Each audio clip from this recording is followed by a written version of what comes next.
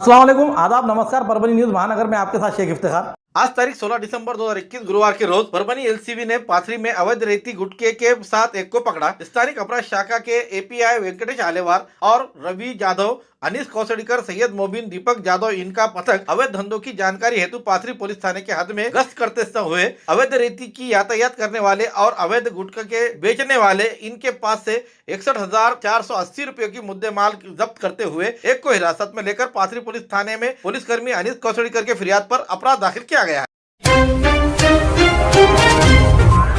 Subscribe now and press the bell icon. Never miss an update.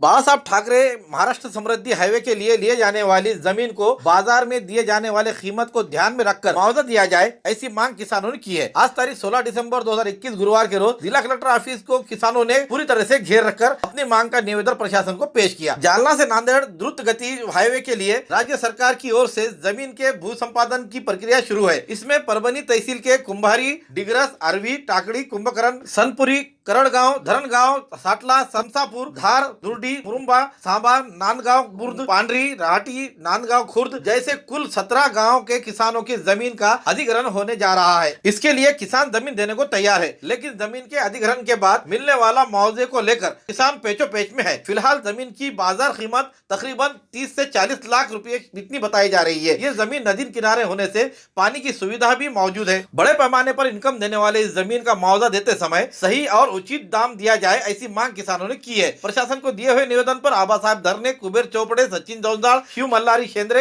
Rameshwar जोरे, मनेश भालेराव, केरबा कावड़े, विजय धरने, बलवंत धरने के साथ साबा, पांडरी, राठी, समसापुर, नांदगांव, सनपुरी के साथ अन्य गांव के किसान के हस्ताक्षर मौजूद है। बड़े पैमाने पर आए हुए किसानों को देखते हुए यहाँ के कलेक्टर ऑफिस में पुलिस का कड़ा और बड़ा बंदोबस्त दिखाई दिया।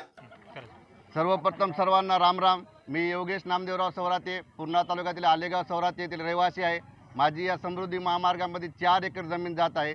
आमच्या समृद्धी महामार्गाला कोणत्याही प्रकारचा विरोध नाही, विकास हा झाला पाहिजे, पण आमचा मुद्दा आहे बा आमच्या एक 5-50-100 लोक शेतकऱ्याचं जीवन भकास करून हा विकास आमच्या काही कामाचा नाही। कारण परभणी जिल्ह्यातल्या किंवा नांदेड, पूर्णा या लोकांना मुंबई जवळ होईल 6 किलोमीटर, पण आमचे लेकर आज उघड्यावर येणारच। त्याच्यासाठी याच्या आमचा वावराचा योग्य मोबदला द्यावा। जो काय रेडिनेटरचा दर आमचा 3 वर्ष कोरोनाच्या महामारीमुळे आमचा रेडिनेटरचा दर वाढला नाही, तो दर आम्हाला योग्य तो वाढून भेटावा। आणि आमची आजच्या घडीला सगळी जमीन आमची जी बागायती आहे, आमच्या आमच्या जमिनी बोरवर, विहिरीवर, पूर्णा नदीवर, गोदावरी नदीवर पाईपलाईन, येलदरी सिद्धेश्वरच्या कॅलनवर भिजतात। त्यामुळं आमच्या ह्या जमिनी 100% बागायती जिरायती नाही आहे इथली। जो काय मोबदला आहे तो आम्हाला बागायतीच्या स्वरूपात भेटायला पाहिजे आणि एक रकमी मोबदला आम्हाला भेटायला पाहिजे, ही आमची सर्व शेतकऱ्याची विनंती आहे। आज आम्ही परभणी जिल्ह्यामध्ये जे रस्ता जात आहे त्या संदर्भात निवेदन देण्यासाठी पूर्ण शेतकरी बांधव इथं जमलेले आहेत आणि त्या संदर्भात इथं निवेदन देण्यासाठी आम्ही आता 5 जणांची कमिटी, पूर्ण कमिटीमध्ये 5 जणांनी गेलोच आणि गेल्यावर निवेदन दिलं मॅडमला। निवेदन दिल्यानंतर मॅडमनं सांगितलं बाबा याच्यावर जे तुमचे मुद्दे आहेत त्याच्यावर विचार करून तुम्हाला लेखी स्वरूपात माहिती भेटेल। पण आमचे बरेच प्रश्न आहेत। आता सगळं असं आम्हाला गोलमोल सगळे उत्तर भेटतात। आम्ही SDO ऑफिसला गेलो, तहसील ऑफिसला गेलो, सगळीकडे गेलो, पण आम्हाला सगळे गोलमोल उत्तर आहेत।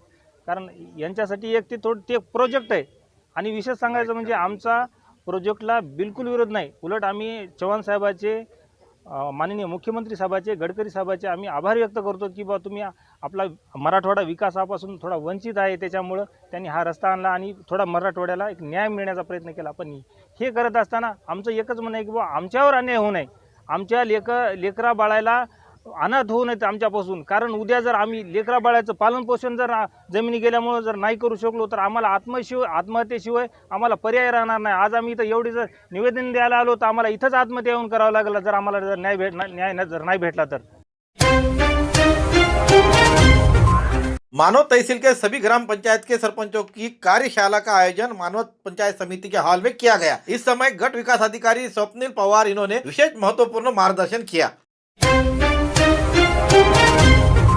वसंतराव नाइक मराठवाड़ा कृषि विश्वविद्यालय के पशु वैद्यक और पशु विज्ञान कॉलेज के छात्राओं ने आज तारीख 16 दिसंबर 2021 गुरुवार के रोज अपने विविध मांगों के लिए बड़े पैमाने पर स्ट्राइक शुरू किया है। छात्राओं का कहना है कि 24 घंटे किसानों को सेवा देने के लिए हमेशा तैयार रहने के बावजूद पिछले सालों में शिक्षा लेने वाले छात्राओं के मुकाबले उनकी फीस बढ़ाकर ली जा रही है और उन छात्राओं को विश्वविद्यालय की ओर से दिया जाने वाला भत्ता बहुत कम है। इसी तरह के अन्य मांगों को लेकर यहाँ के छात्राओं ने बड़े पैमाने पर स्ट्राइक किया है। उनका कहना क्या है, आइए जानते हैं। आमचं अलाउन्स हे स्ट्राईक याच्यासाठी सुरू आहे की 2017च्या बॅचला 18,500 इंटर्नशिप फी भरावी लागत आहे, की जे 2016च्या बॅचला 14,500 होती आणि इंटर्नशिप अलाउन्स मात्र 7,500 2016च्या बॅचलाही तोच होता आणि 2017च्या बॅचला पण 7,500च आहे। तर हा इंटर्नशिप अलाउन्स नाही वाढत आहे, पण इंटर्नशिप फी ट्युशन फी वाढत आहे, म्हणून हा स्ट्राईक याच्यासाठी सुरू आहे की ट्युशन फी माफ करावी आणि इंटर्नशिप अलाउन्स वाढला पाहिजे।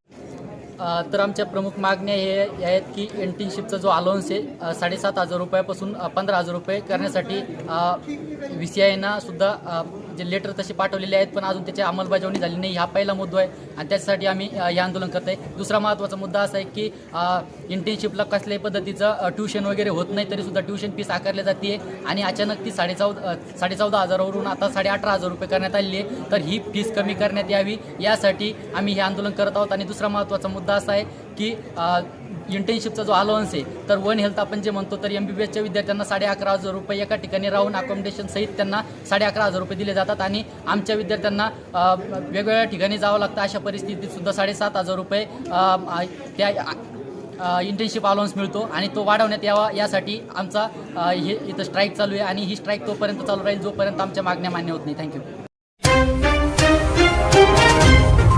बैंकिंग कानून दुरुस्ती विधेयकों का निषेध, परभनी में जोरदार प्रदर्शन। आज तारीख 16 दिसंबर 2021 गुरुवार के रोज 2 सार्वजनिक क्षेत्र में के बैंकों का निजीकरण किया जा सके, इसके लिए केंद्र सरकार की ओर से बैंकिंग के घटना दुरुस्ती विधेयक इस हिम अधिवेशन दरमियान लाने जाने का लेकर उसके निषेध में बैंक कर्मचारी और अधिकारी यूनियन के पदाधिकारी सदस्यों ने गुरुवार से 2 दिन आंदोलन करने का मंसूबा बनाया है। उसी के तहत परभनी के स्टेडियम के करीब भारतीय स्टेट बैंक के सामने प्रदर्शन किया गया। खाजगीकरणाचा जे ठराव मांडलेला आहे त्या विरोधात आमच्या हे जनतेच्या वतीने मागणी आहे की आज सरकारी बँक असताना सामान्य माणसाला गरिबी दूर करण्यासाठी जे काही शासन केंद्र तथा राज्य सरकार जे काही योजना राबवित आहेत तर सामान्य माणसाला न्याय मिळत नाही। तर जर प्रायव्हेट जर झालं तर मग सामान्य माणसाला मदत येऊ देणार नाही लोक। ह्या पद्धतीनं ह्या जनतेचा आक्रोश आहे, म्हणून ही जनता आज ह्या इथं निर्देशन करत आहे। सोनपेट तहसील के सभी किसानों का एक ही तरह से फसल बीमा दिया जाए, इस तरह के मांग का निवेदन आज तारीख 16 दिसंबर 2021 गुरुवार के रोज पाथरी के विधायक सुरेश राव वरपुड़कर इन्होंने मिलकर जिला कलेक्टर को दिया है। इस निवेदन में कहा है कि सोनपेट तहसील के उखली, बुद्रुक, उक्कड़गांव, पारदवाड़ी, लोकरवाड़ी, कोम्बटवाड़ी, नखतरवाड़ी शिवार के सैकड़ों किसानों को खरीफ हंगाम 2021 का फसल बीमा नहीं मिला है। फिर वो किसान ने तकरार की हो या फिर किसी किसान ने तकरार नहीं की हो, ऐसे सभी को वंचित न रखते हुए किसानों को तुरंत मुआवजा दिया जाए, इस तरह का निवेदन विधायक सुरेश वरपुड़कर इनके नेतृत्व में जिला कलेक्टर को दिया गया। इस निवेदन पर संतोष सावंत, पंडित राव सावंत, बाला साहेब सावंत, संजय सावंत, लक्ष्मण सावंत, जयंत सावंत आदि के हस्ताक्षर मौजूद है। सोनपेठ येथील उखळी व इतर शिवारातील अनेक गावांमध्ये शेतकऱ्यांनी पीक विमा भरूनही शेतकऱ्यांच्या अतोनात नुकसान होऊ नये, बऱ्याच शेतकऱ्यांना पैसे मिळालेच नाहीत किंवा मिळाले तर जेवढं क्षेत्रफळ आहे त्याच्यापेक्षा फार कमी रक्कम मिळालेली आहे आणि कंपनीला आम्ही संपर्क केला असता कंपनीचे अधिकारी हे टाळाटाळ करत आहेत। यामुळे आम्ही सर्व शेतकऱ्यांना पीक विमा मंजूर झालेला असताना मिळालेला नाही, म्हणून आम्ही आज जिल्हाधिकारी मॅडमला आमचे आमदार माननीय वरपुड़कर साहेब आणि आमच्या गावातील माजी सरपंच, ग्रामपंचायत सदस्य व सर्व गावकरी मिळून आम्ही इथं कलेक्टर मॅडमला निवेदन दिले आणि मॅडमने आम्हाला असा विश्वास दिला की सर्व शेतकऱ्यांना लवकरात लवकर जो शिल्लक विमा आहे किंवा अजिबात मिळाला नाही त्या सर्व शेतकऱ्यांना आम्ही पीक विमा देऊ असं आश्वासन मॅडमने दिले। हिंगोली जिले के सेनगांव नगर पंचायत चुनाव प्रचार रैली के दरमियान मतदाताओं से संपर्क अभियान करते हुए विधायक डॉक्टर श्रीमती प्रज्ञाताई राजू सातो, महाराष्ट्र प्रदेश कांग्रेस के उपाध्यक्ष एवं हिंगोली जिले के निरीक्षक बाला साहेब देशमुख, जिला अध्यक्ष संजय भोंडारे पाटिल, पूर्व विधायक संतोषराव टारपे, तहसील अध्यक्ष विनायकराव देशमुख गौठेकर, सुरेशप्पा सराफ, अनिल नेनवानी, नेहाल अहमद भैया, ओम भाऊ देशमुख, प्रकाशराव देशमुख, विलास गोरे, दिलीपराव देशमुख, श्यामराव जगताप गुरुजी, सभी उम्मीदवार महिलाओं के साथ के कार्यकर्ता बड़ी संख्या में हाजिर थे।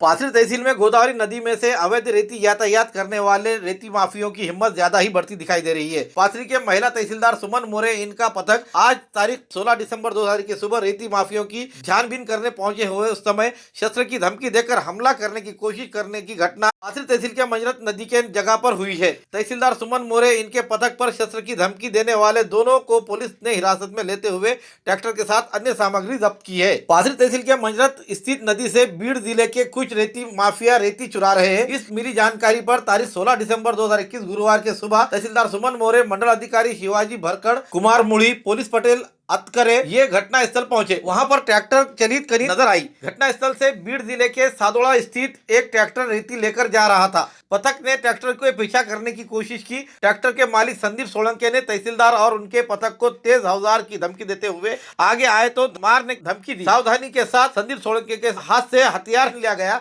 और सोलंके को पकड़ लिया गया। इसकी जानकारी पुलिस को देने पर पीएसआई अमोल गंगलवाड़ और अढ़ाव इन्होंने घटना स्थल पर पहुंचकर संदीप सोलंके और यमएस 13A 8846 ये ट्रैक्टर केनी के साथ हिरासत में लिया है। तुझ्या आईवर तू माणसाला मरले का पाणी तुझ्या आईवर तू हात उचलतो का? करेला लाव रे कोणी मरत नाही शकता ना.